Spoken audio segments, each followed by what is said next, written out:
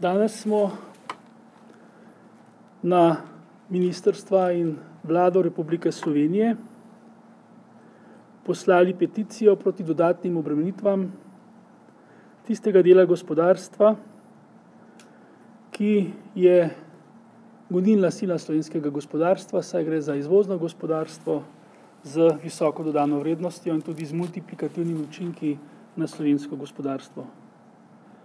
Kot veste, pogajanja z javnim sektorjem niso prinesla nekih ključnih sprememb in zaradi tega popuščanja naj bi podjetja, ki so obremenjena s CO2 dajatvami, dodatno plačala 30 milijonov evrov.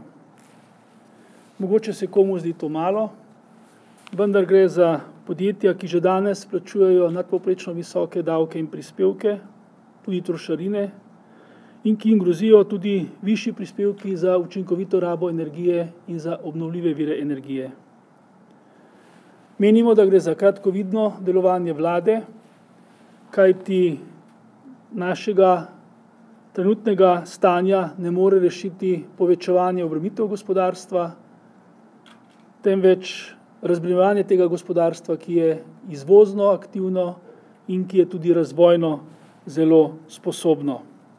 Celo nasprotno, menimo, da je z dodatnim obremenjevanjem tega gospodarstva dan tudi signal potencialnim vlagateljem za vstop v Slovenijo, da je Slovenija nestabilno in tudi premalo konkurenčno poslovno okolje.